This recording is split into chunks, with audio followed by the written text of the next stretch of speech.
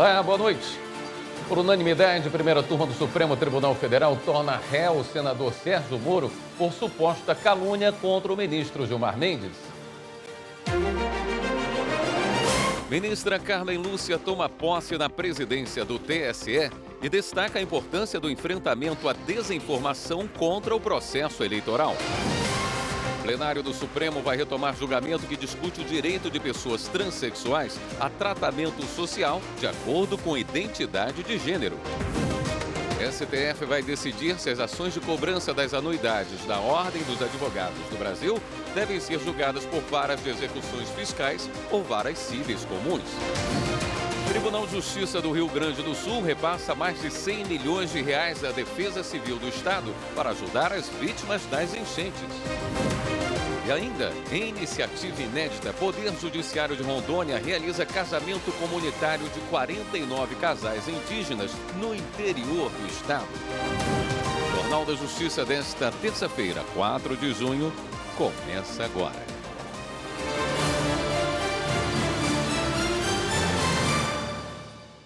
A primeira turma do Supremo Tribunal Federal recebeu denúncia contra o senador Sérgio Moro por suposta calúnia contra o ministro do STF, Gilmar Mendes. Repórter Marta Ferreira acompanhou a sessão e tem mais informações. A denúncia foi apresentada pela então vice-procuradora-geral da República, Lindora Maria Araújo, em abril do ano passado. De acordo com a denúncia, o senador Sérgio Moro atribuiu falsamente ao ministro Gilmar Mendes a prática do crime de corrupção passiva, relacionado à concessão de habeas corpus. A declaração foi feita em público na presença de várias pessoas, com conhecimento de que estava sendo gravado, o que facilitou a divulgação da afirmação caluniosa, que tornou-se pública no dia 14 de abril do ano passado, ganhando ampla repercussão na imprensa nacional e nas redes sociais. Assim, para a PGR, ao imputar falsamente a prática do crime a ministro do STF, o senador agiu com nítida intenção de macular a imagem e a honra objetiva de Gilmar Mendes, tentando desacreditar a sua atuação como magistrado da mais alta corte do país. Além da condenação criminal, pede indenização por danos morais ao ministro Gilmar Mendes. O advogado de Sérgio Moro, Luiz Felipe Cunha, argumentou que a corte não teria competência para julgar o senador, pois o fato teria ocorrido em 2022, antes de ele ser eleito. No mérito, a defesa alegou que a denúncia não especifica quando, onde e por que as declarações foram feitas, e assim pediu que a denúncia não fosse aceita. Vê-se assim, ministro Fux, que por qualquer ângulo que se olhe, a peça acusatória não pode ser conhecida por essa corte. A intenção jocosa de meu cliente, ainda que tenha sido uma piada infeliz, ela afasta qualquer intenção de ofensa à honra do ministro Gilmar, ministro Alexandre. Por essa razão, o requerimento que se faz é pela absolvição sumária do hoje senador Sérgio Moro, vez que o fato analisado não constitui crime nos termos do inciso 3 do artigo 397 do Código de Processo Penal. A relatora é a ministra Carmen Lúcia. Ela explicou que a data de publicação do vídeo foi em abril de 2023, quando Moro já era senador, e esse fato leva a análise do caso para julgamento pelo STF. No mérito, ela votou pelo recebimento da denúncia. A relatora entende que o acusado agiu com a nítida intenção de ofender e macular a honra objetiva do ministro Gilmar Mendes, buscando descredibilizar sua atuação como magistrado da mais alta corte do país. Constata-se pela análise da denúncia que o denunciado, na presença de várias pessoas, em dia, local e horários não sabidos, afirmou durante a gravação do vídeo, de forma livre e consciente, ciente da inveracidade de suas declarações, como eu acabei de ler. Isso é fiança. Instituto para comprar um habeas corpus do Gilmar Mendes. E como realçado na denúncia, essa afirmação significa atribuir falsamente ao ministro do Supremo Tribunal Federal comercializar, no exercício de função jurisdicional, decisão judicial concessiva de habeas corpus. A alegação do denunciado de que sua fala teria sido proferida em festa junina, em contexto de brincadeira, não autoriza a ofensa à honra de magistrado, muito menos por razões óbvias, não pode servir de justificativa para a prática do crime de calúnia, cujo bem juridicamente tutelado é a honra, aqui concebida objetivamente. Com conhecimento e anuência do denunciado, a ofensa à honra do magistrado individualmente considerado foi gravada em vídeo por terceiro, o que facilitou a divulgação da afirmação caluniosa, que se tornou pública em 14 de abril de 2023, com ampla repercussão, como antes mencionado. Com esses dados, conclui-se pela existência de indícios suficientes de terem sido praticados atos concretos de ofensa à honra de juiz pelo denunciado e de elementos suficientes para demonstrar, insisto que nesta fase, possível autoria delitiva imputada na denúncia. Os demais ministros acompanharam o voto da relatora. Assim, a primeira turma, por unanimidade, recebeu a denúncia contra Sérgio Moro.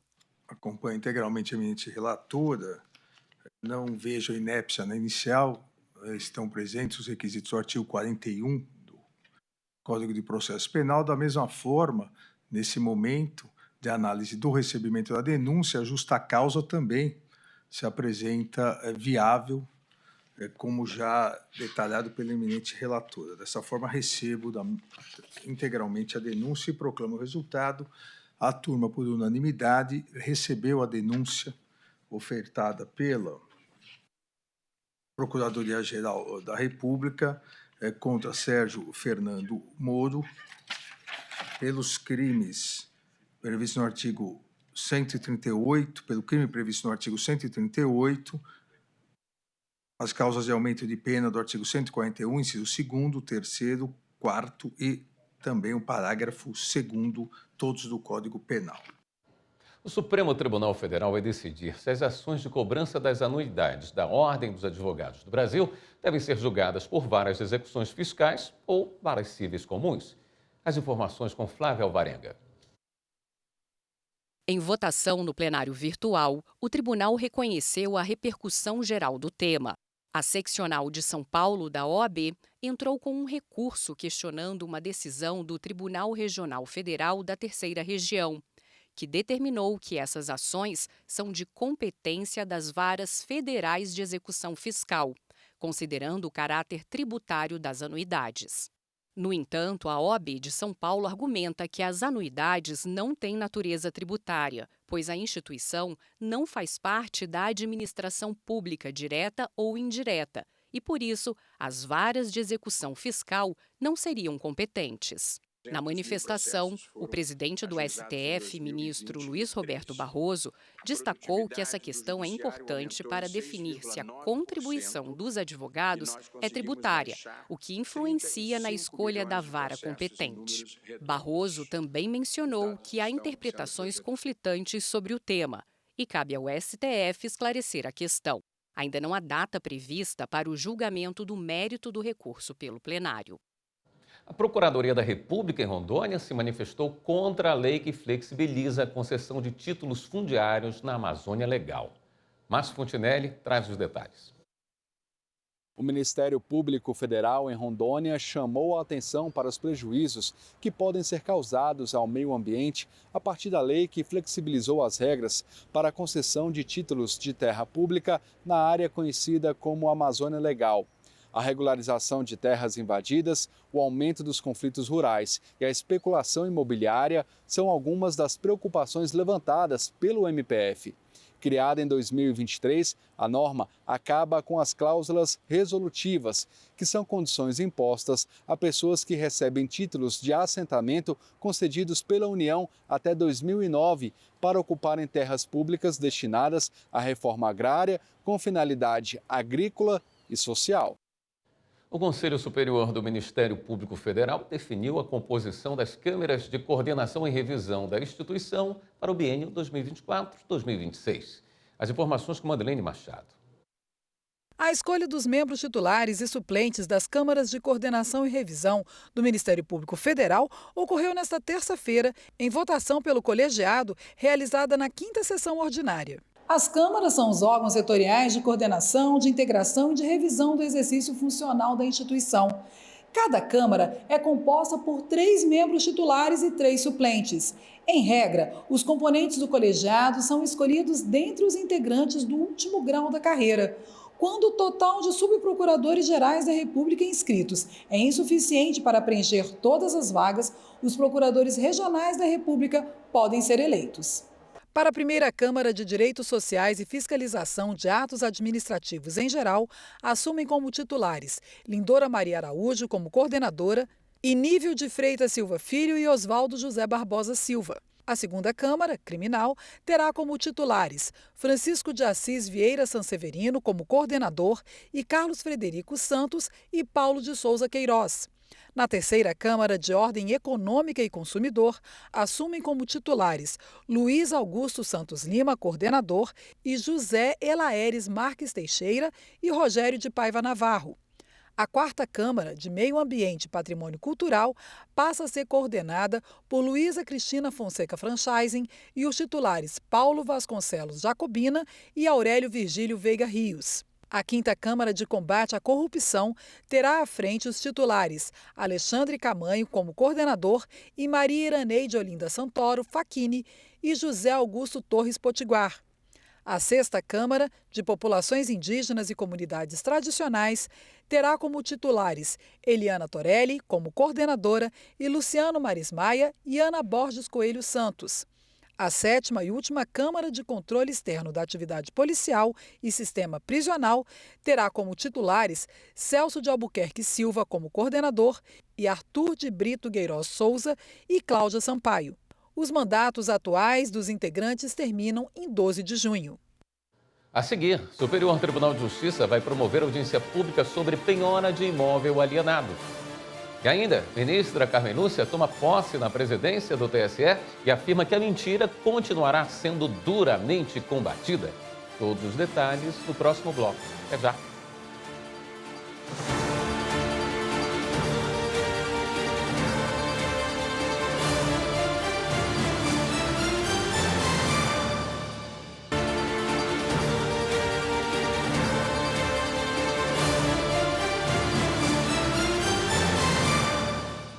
A ministra Carmen Lúcia é a nova presidente do Tribunal Superior Eleitoral. Na cerimônia de posse, ela destacou a importância do combate à desinformação contra o processo eleitoral. Quem acompanhou foi a repórter Mariana Fabre. Declaro empossada no cargo de presidente do Tribunal Superior Eleitoral, Sua Excelência, a senhora ministra Carmen Lúcia, a quem parabenizo e passo a presidência dessa sessão solene.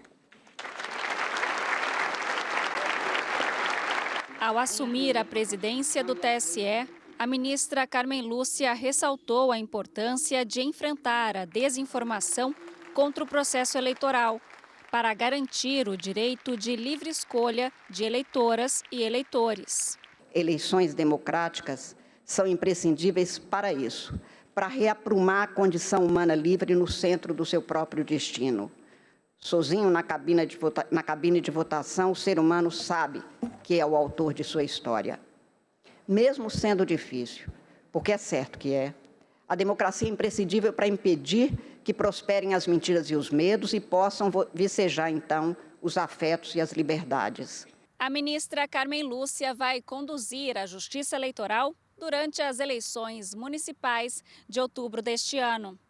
Essa é a segunda vez em que ela ocupa a presidência do Tribunal Superior Eleitoral. Em 2012, já havia sido pioneira ao se tornar a primeira mulher a presidir o TSE. Durante a cerimônia de posse, realizada na noite de segunda-feira, o ministro Alexandre de Moraes exaltou a atuação de Carmen Lúcia no combate a fraudes à cota de gênero. Histórica defensora do Estado Democrático de Direito, histórica defensora contra a discriminação, com competência, determinação, muita garra e força, sempre liderou, não só no Supremo Tribunal Federal, mas aqui tive a honra de tê-la como minha vice-presidente, liderou a luta contra o preconceito, qualquer forma de discriminação, foi e continuará sendo a grande propulsora da efetividade, da igualdade de participação das mulheres na política e na luta contra a fraude à cota de gênero. Na mesma solenidade, o ministro Nunes Marques tomou posse como vice-presidente do TSE. Declaro empossado no cargo de vice-presidente do Tribunal Superior Eleitoral, Sua Excelência, o senhor ministro Nunes Marques. A cerimônia de posse reuniu autoridades como o presidente da República, Luiz Inácio Lula da Silva, o presidente do Senado Federal, Rodrigo Pacheco, o presidente da Câmara dos Deputados, Arthur Lira, e o presidente do Supremo Tribunal Federal, ministro Luiz Roberto Barroso. Carmen Lúcia segue à frente do TSE até junho de 2026. A segunda sessão do Superior Tribunal de Justiça definiu que cabe ao juízo da execução fiscal decidir sobre o bloqueio de valores de empresa em recuperação judicial. Os detalhes com a repórter Samanta Peçanha. Uma construtora teve o plano de recuperação judicial homologado pelo juízo da 20ª Vara Cível de Recife, Pernambuco, em novembro de 2021. Porém, meses antes, o Departamento Nacional de Infraestrutura de Transportes, DENIT, tinha ajuizado a execução fiscal relativa a multas contratuais em torno de 30 milhões de reais, tendo o juízo da execução, a 33ª Vara Federal de Pernambuco, penhorado 60 mil reais nas contas da construtora, o que foi mantido pelo TRF5. Desse acórdão, a empresa suscitou o conflito de competência no STJ. Sustentou que o juízo de direito da 20ª Vara Cível de Recife, onde se processa a recuperação, teria competência exclusiva para decidir sobre as disputas que envolvem o patrimônio. O relator, ministro Ricardo Vilas Boas Cueva, fundamentou que o juízo responsável pela execução fiscal é que deve decidir sobre os bloqueios, pois o dinheiro não é considerado um bem de capital da empresa e, portanto, o juízo da recuperação não pode interferir nesse tipo de bloqueio. Por isso, o colegiado declarou a competência do juízo da 33ª Vara Federal da Seção Judiciária de Pernambuco e, por consequência, do Tribunal Regional Federal em âmbito recursal. O Superior Tribunal de Justiça promoveu uma audiência pública sobre penhora de imóvel alienado.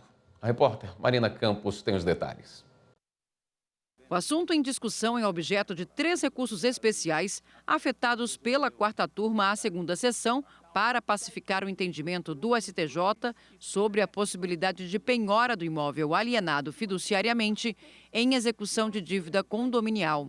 Enquanto a 3ª turma possui entendimento pela impossibilidade de penhora e admite apenas a penhora do direito real da aquisição derivado da alienação fiduciária, a 4ª turma, por maioria, entende ser possível a penhora, tendo em vista a natureza propterrem da dívida condominial. O ministro Antônio Carlos Ferreira conduziu a audiência pública e é relator de um dos recursos afetados. Ele diz ser necessário discutir o assunto para chegar a um equilíbrio. Manter o equilíbrio entre a sustentabilidade dos condomínios e, ao mesmo tempo, não agravar o custo do imobiliário, né? Os condomínios afetados pelo incumprimento das obrigações, pelo não pagamento do condomínio. E, ao mesmo tempo, existe um desenho todo próprio do SFI da alienação fiduciária. Há uma modelagem desse sistema de alienação fiduciária e a preocupação é não gerar novos custos também para o crédito imobiliário como um todo. Entre os participantes da audiência estavam entidades como a Associação das Administradoras de Bens Imóveis e Condomínios de São Paulo, a Associação Brasileira das Administradoras de Imóveis e a Associação Brasileira do Mercado Imobiliário. O ministro Marco Aurélio Belize, que compõe a 2ª sessão, esteve presente durante a audiência pública e ressaltou a importância do debate. Tenho certeza que não só eu, como todos os ministros e as respectivas assessorias, teremos um maior interesse em aproveitar esse material. São aqueles temas complexos que a discussão ampla só traz riqueza no conhecimento. A questão vai ser apreciada pela 2ª sessão do STJ. Uma iniciativa da Justiça de Alagoas usa a tecnologia para ajudar mulheres que cumprem pena a ter contato com parentes que também estão presos. A repórter Lídia Lemos explica que as visitas, feitas de forma virtual, ajudam na ressocialização. Após 4 anos e 1 mês, essa foi a primeira vez que a reeducanda Maiara falou com o irmão detido no presídio do Agreste. Emocionada, ela conta que a ferramenta de videoconferência foi um divisor de águas e trouxe esperança para eles. Me sinto uma pessoa mais feliz do mundo a ver o meu irmão, a ter esse encontro pela essa chamada de vídeo. Agradeço todas também daqui da unidade, que sempre está aí apoiando a gente, porque é uma oportunidade muito boa para a gente que vive privado da liberdade. Porque, assim, a gente lá fora tem tudo, né? Aqui dentro a gente só por uma carta, por uma palavra, pelo um riscamento de uma caneta. Que a gente está aqui para despejar o nosso amor, todo o carinho que a gente queria dar lá fora. A minha vida já era mudada e através dessa oportunidade que eu tive, vai mudar cada vez mais. O equipamento foi doado pelo Tribunal de Justiça de Alagoas ao Presídio Feminino Santa Luzia e permite que apenadas possam conversar com familiares que estejam presos em outras unidades prisionais. Esse equipamento, além da visita virtual para familiares que também se encontram aqui presos, também vai servir para as audiências, né, para que elas não tenham que ser deslocadas por vezes para a teleconferência ou para as mesmas unidades do interior do estado.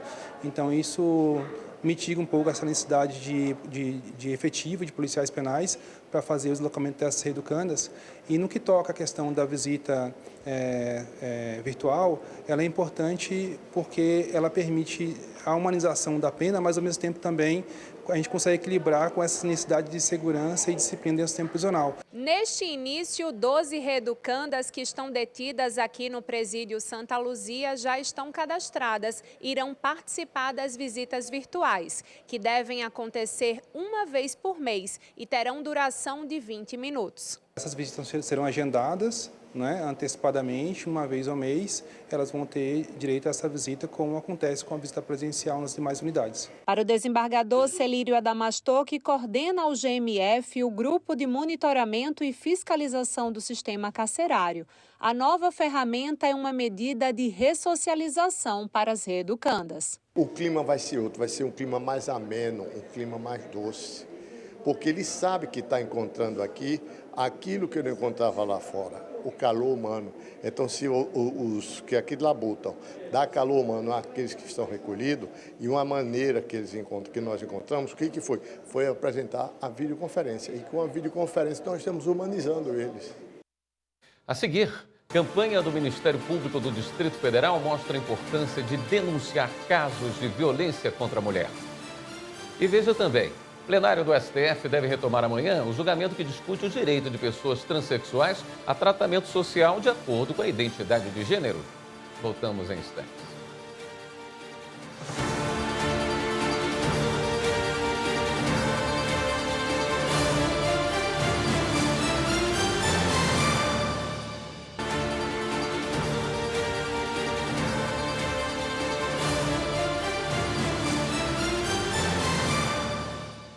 O plenário do Supremo deve votar nesta semana um recurso do jornal Diário de Pernambuco que questiona pontos de uma decisão do STF sobre a responsabilidade civil de órgãos de imprensa. Ao julgar o caso que originou a decisão, os ministros entenderam que o veículo deveria ser punido por conta de uma entrevista publicada com informações falsas. Repórter Pablo Lemos. Em 2023, o Supremo Tribunal Federal definiu quais situações excepcionais podem levar as empresas jornalísticas a serem condenadas pela publicação de entrevista em que se atribua falsamente a outra pessoa a prática de um crime. O jornal Diário de Pernambuco entrou com um recurso na Suprema Corte questionando trechos dessa decisão que teve como ponto de partida um caso envolvendo o próprio veículo há quase 30 anos. Um dos entrevistados afirmou, à época, que um ex-deputado teria sido o responsável por um atentado à bomba em 1966 no aeroporto dos Guararapes, em Pernambuco, o que resultou em 14 feridos e na morte de 2 pessoas.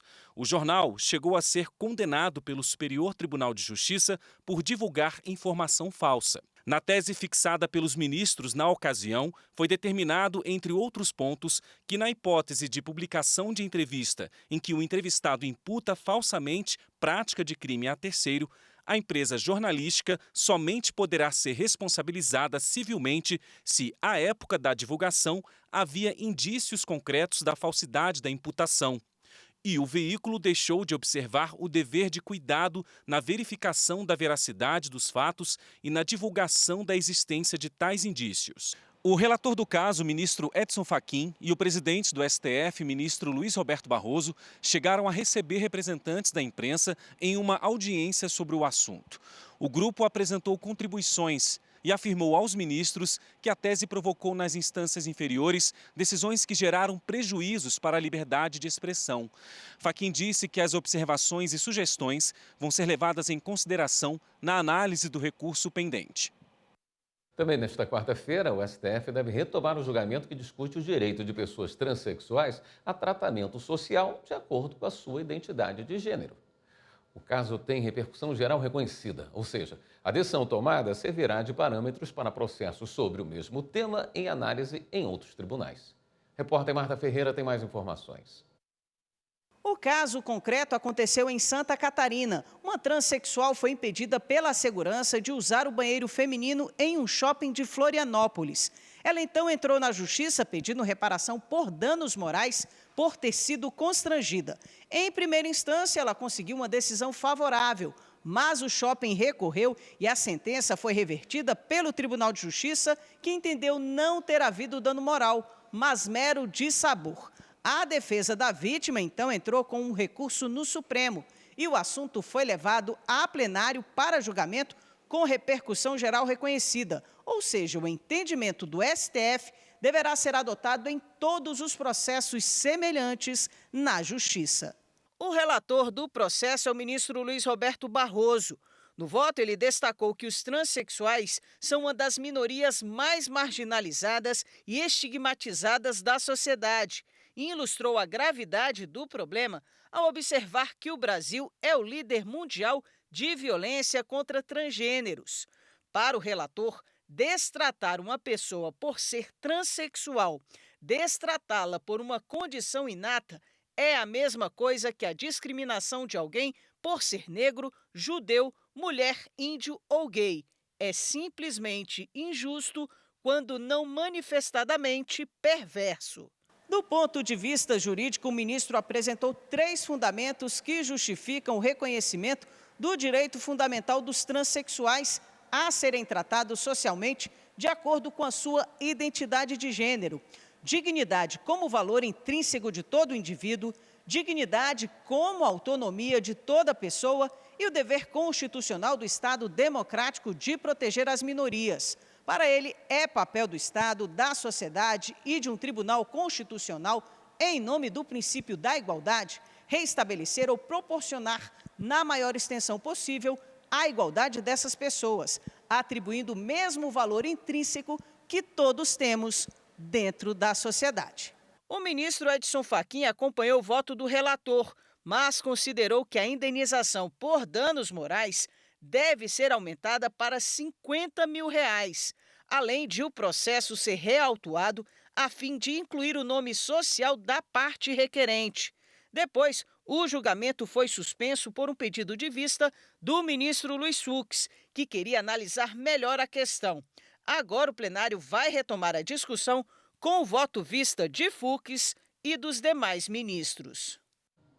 Uma campanha do Ministério Público do Distrito Federal e Territórios usa a música para conscientizar a população a denunciar casos de violência contra a mulher. Acompanhe a reportagem de Carolina Chaves. E nos versos tristes dessa poesia, eu trago a voz de todas as Marias, de todas as mulheres que tiveram seu destino roubado pelo feminicídio. O vídeo faz parte da campanha Violência contra a Mulher Não é Normal. Abra os olhos, sua atitude pode mudar o final. O trabalho feito em parceria com o grupo rap Tribo da Periferia faz parte de vários movimentos do Ministério Público para conscientizar a população sobre o número de feminicídios e chama a atenção para a necessidade de quebrar o ciclo de violência. Para isso, é preciso denunciar, como explica o Procurador-Geral de Justiça do Ministério Público do DF, George C.F. Você é cidadão que, ao verificar, ao perceber a prática de uma violência, não se cale. Nós não podemos ficar cegos, não podemos calar com relação a um ato tão abominável contra isso. O vídeo está disponível no YouTube do Ministério Público e quem passou pela rodoviária do Plano Piloto, em Brasília, teve acesso a mais uma ação da campanha, com a distribuição de folhetos sobre os crimes de ódio contra mulheres. O número de inquéritos e de termos circunstanciados por violência contra a mulher no Distrito Federal subiu de quase 15 mil em 2022 para mais de 18 mil no ano passado, um aumento de 22%. A maior parte aconteceu em Ceilândia e Planaltina. Os crimes mais cometidos foram de lesão corporal, ameaça e injúria. Segundo a Secretaria de Segurança Pública do DF, o ano passado foi o mais violento para as mulheres desde o início do levantamento em 2012. Foram registradas 30 mortes motivadas pelo gênero. O MPDFT ofereceu quase 6 mil denúncias por casos de violência doméstica, o que representa um aumento de 6,3% em relação a 2022. A campanha também contou com roda de conversa sobre o tema. A arte foi uma forma encontrada pelo sistema de justiça para que a mensagem chegue às mulheres e toda a sociedade. As instituições estão funcionando, né? E o que não está funcionando? Por isso a gente chamou a arte para ser nossa aliada e tentar atingir por outros caminhos, né? De outra forma, a população como um todo e, muito especialmente, os homens e mulheres que estão envolvidos em situação de violência doméstica. As mulheres para que procurem ajuda, os homens para que reflitam. O Tribunal de Justiça do Paraná empossou uma nova desembargadora. Luciane Bortoleto é a primeira magistrada do TJ a ser promovida a partir de uma lista exclusivamente feminina que prevê a equidade de gênero nos tribunais. Luciane Bortoleto foi promovida ao cargo pelo critério de merecimento e é a primeira desembargadora do TJPR escolhida em uma lista de candidatas formada apenas por mulheres. Pela primeira vez, a lista de inscritos para o cargo de desembargador pelo critério de merecimento foi formada apenas por mulheres.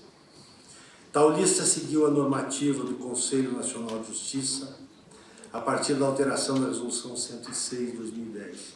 Que incentiva a promoção da equidade de gênero nos tribunais de segundo grau.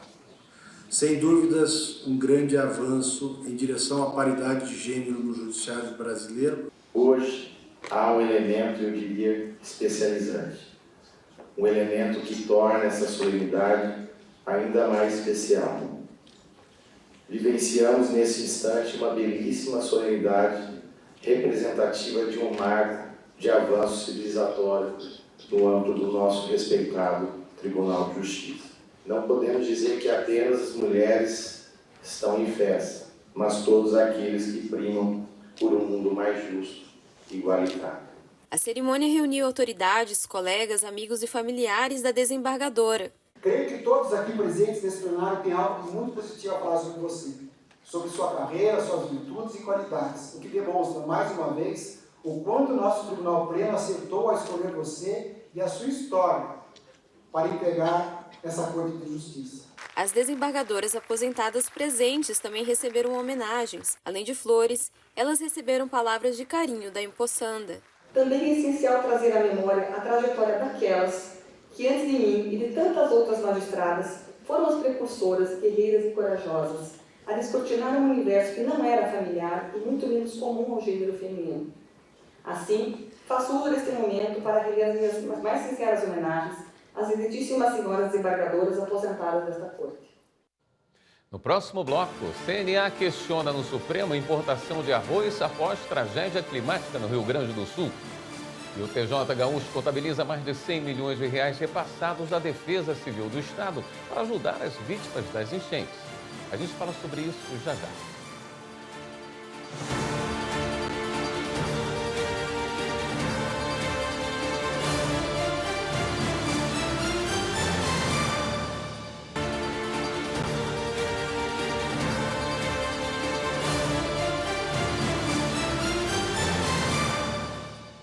A Confederação Nacional da Agricultura e Pecuária entrou com uma ação no Supremo Tribunal Federal contra normas do governo federal que permitem a importação de até 1 milhão de toneladas de arroz pela Companhia Nacional de Abastecimento.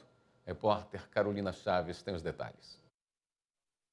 A Confederação Nacional da Agricultura e Pecuária afirma que não há risco de desabastecimento, pois a colheita já realizada antes das chuvas, 84% da área plantada é suficiente para atender a demanda nacional. Segundo a CNA, o problema está no transporte e escoamento da produção, ressaltando a necessidade urgente de recuperação da infraestrutura viária. A entidade também alega falta de planejamento adequado para a importação e falta de um balanço das perdas e da situação dos estoques, considerando a medida equivocada, intempestiva, precipitada e confusa. Além disso, argumenta que a importação viola os princípios da livre iniciativa e da livre concorrência, desrespeitando regras constitucionais que exigem a participação do setor produtivo na definição da política agrícola, considerando preços justos e garantia de comercialização. As normas questionadas incluem uma medida provisória e 2 portarias interministeriais de 2024. A administração do Tribunal de Justiça Gaúcho repassou mais de 100 milhões de reais à Defesa Civil do Estado. O montante vem de multas e penas pecuniárias, como explica o repórter Matheus Beck. O Poder Judiciário presta auxílio aos gaúchos em diversas frentes. O presidente do TJ, desembargador Alberto Delgado Neto, foi ao Palácio Piratini apresentar ao governador Eduardo Leite o repasse de mais de 130 milhões e 400 mil reais à Defesa Civil. Este valor vem de verbas pecuniárias repassadas por tribunais de todo o país, além das varas de execuções criminais das comarcas gaúchas e do Grupo de Monitoramento e Fiscalização do Sistema Carcerário. No final de abril, início de maio, quando se verificou que a dimensão da calamidade iria tomar proporções nunca vistas, eu entrei em contato com o presidente do Conselho Nacional de Justiça, o ministro Barroso, solicitando a ele que fizesse a destinação desses recursos todos para uma conta única da Defesa Civil do Rio Grande do Sul. Ele prontamente atendeu a ideia. Na quinta-feira, dia 2 de maio, ele já anunciou na sessão do Supremo Tribunal Federal. A resolução foi feita nesse sentido. A previsão era entregar o dinheiro às comarcas e estas repassarem ao Estado. Porém, como muitas foram afetadas diretamente pelos alagamentos, o Judiciário estabeleceu um acordo com os órgãos de controle para que os valores fossem disponibilizados o mais rápido possível. Não prescinde de um plano prévio nesse sentido. Agora, como todo recurso público, ele precisa ser controlado. E me parece que todo gestor de boa-fé tem interesse no controle, na transparência, na motivação dos atos. Eu tenho insistido muito nisso para se justificar, porque num contexto de calamidade, às vezes aquilo que era um preço normal de mercado sofre oscilações. Um determinado insumo passa a não ter mais disponível na região, precisa ser trazido de longe, custos de frete ou de seguro. Nós temos um problema muito sério de logística no Rio Grande do Sul hoje, então tudo isso precisa ser considerado. Agora o administrador precisa registrar essa informação. A minha preocupação nesse momento é dar dignidade aos abrigos onde as pessoas estão, segurança, para a população, tanto nos abrigos quanto nas localidades que foram atingidas e, paralelamente, começar a desenhar esse arcabouço assim, fiscal, financeiro e da estrutura administrativa para dar capacidade de responder aos problemas seguintes que serão, acho que ainda maiores do que os que a gente está vivenciando.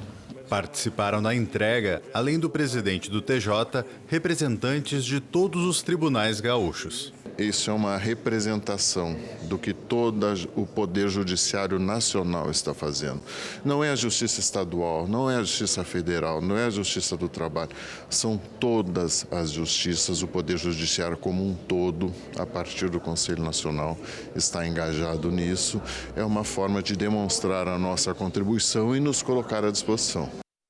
O Tribunal de Justiça de Minas Gerais discutiu em audiência pública a viabilidade de especialização das câmaras cíveis e criminais. Quem tem as informações é a repórter Kátia Matos. A audiência pública foi no Tribunal Pleno do TJMG.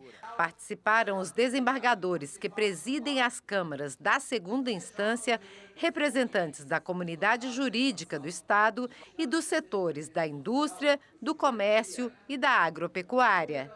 O objetivo da audiência pública é coletar as manifestações dos desembargadores, dos membros do Ministério Público, da Defensoria, da Advocacia Geral do Estado, da advocacia em geral, de instituições jurídicas, né, da própria academia, né, para que cada um possa expor as suas razões, suas convicções a respeito da viabilidade ou não de ser implementada uma especialização no tribunal. O Tribunal de Justiça de Minas Gerais tem 30 câmaras. São 9 criminais e 21 cíveis. Desse total, 5 são especializadas. A 4ª e a 8ª Câmara Cíveis são especializadas em família e sucessões. A 16ª e a 20ª em Direito Empresarial, Registro Público e Previdenciário. E a 9ª Câmara Criminal é especializada em violência doméstica contra a mulher e execução penal. Cada representante das câmaras do Tribunal de Justiça e das demais instituições teve 10 minutos para expressar o posicionamento sobre a permanência ou modificação das câmaras especializadas. É uma maneira de demonstrar que o tribunal quer ouvir a sociedade, quer ouvir os advogados, os demais desembargadores, no sentido de como é que foi efetivamente esse desenvolvimento dessas câmaras especializadas. Valeu a pena, não valeu a pena, está correto, não está incorreto, vamos ratificar ou não, ou seja, para municiar o Pleno de maiores informações e maior tranquilidade na ratificação ou não dessas câmaras. A seguir, alunos de escolas públicas de Mato Grosso participam de projeto do TJ do Estado que promove discussão sobre temas da justiça. E ainda, em Ji-Paraná, no interior de Rondônia, uma iniciativa inédita do Poder Judiciário promove o casamento comunitário de 49 casais indígenas. Voltamos em instantes.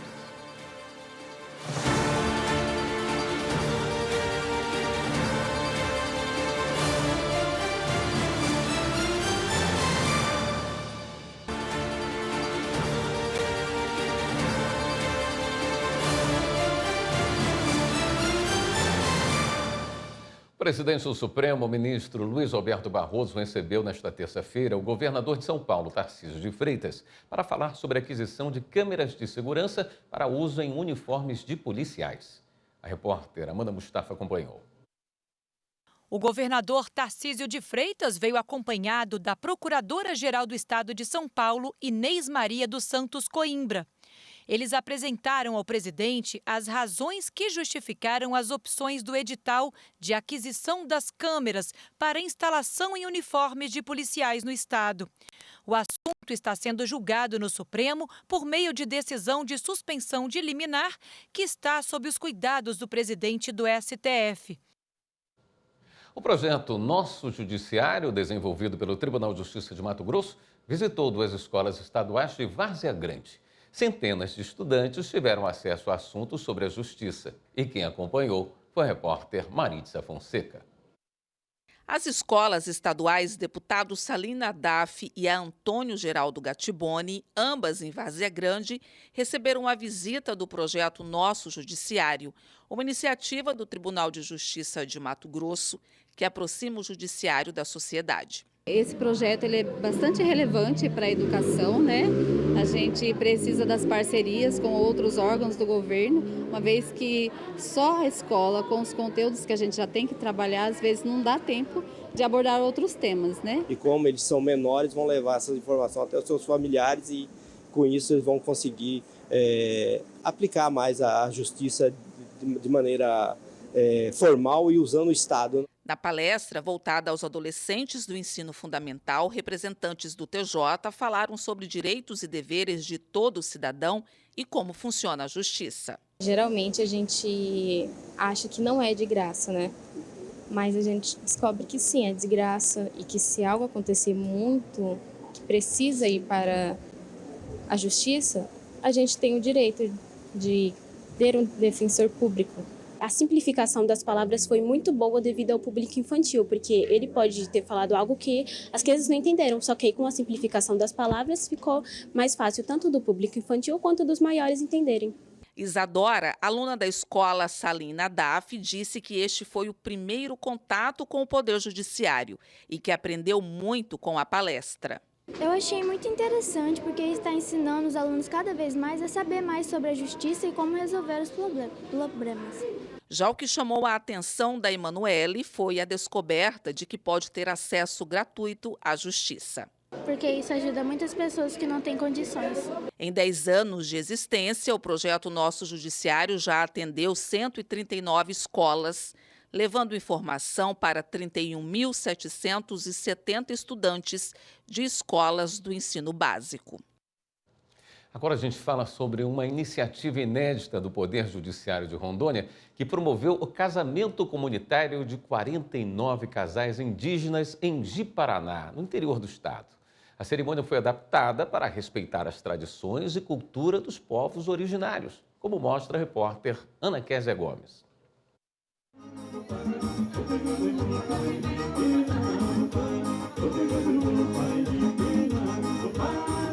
É dia de festa na terra indígena Igarapé Lourdes, lar do povo Icolém, palavra que, quando traduzida para o português, quer dizer gavião. Hoje, atendendo a um pedido dos próprios indígenas, o Poder Judiciário de Rondônia oficializa a união de quase 50 casais e os preparativos já começaram. Enquanto parte da aldeia organizava o local do casamento, os noivos e noivas preparavam suas roupas, adornos e pinturas para a cerimônia. Dona Berenice fez questão de usar as roupas tradicionais para a ocasião especial. Isso aqui é de uma ave que tem no mato, esse, né? Isso aqui é um crochê, né? Isso aqui é palha de buriti, né? Aqui é pena de um pássaro, um gavião que fala. Além do povo indígena gavião, outras etnias, como Arara e Zoró, habitam a região e estavam presentes no casamento. Hoje é o dia mais feliz para mim, né? Mas tanto para nosso povo também, que vai casar. O sol já estava se pondo quando começou o casamento comunitário.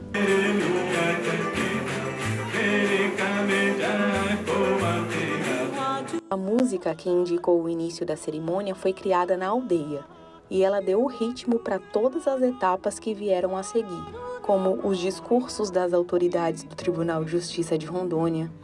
Senhores e senhoras, noivos e noivas.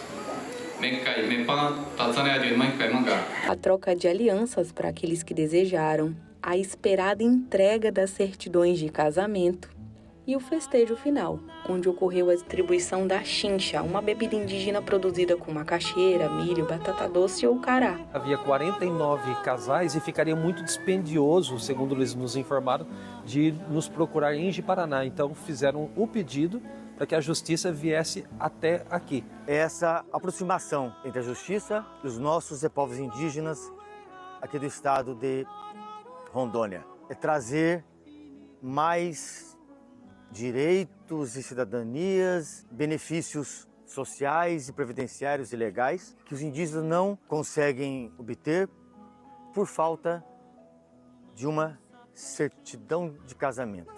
É uma valorização, né, do ordenamento de casamento. Eles vão ter agora seus direitos garantidos, vão ter valorizado uma união que eles já têm há bastante tempo, é um reconhecimento dessa união. E a gente também vem aqui respeitando as tradições deles e tendo também a oportunidade de conhecer melhor. Então, é o efetivo acesso à justiça para todos os cidadãos. Esta edição do Jornal da Justiça fica por aqui. Na sequência, você acompanha a sessão plenária do Tribunal Superior Eleitoral. E na Rádio Justiça, fique com a Voz do Brasil. Obrigado pela sua companhia. Até amanhã.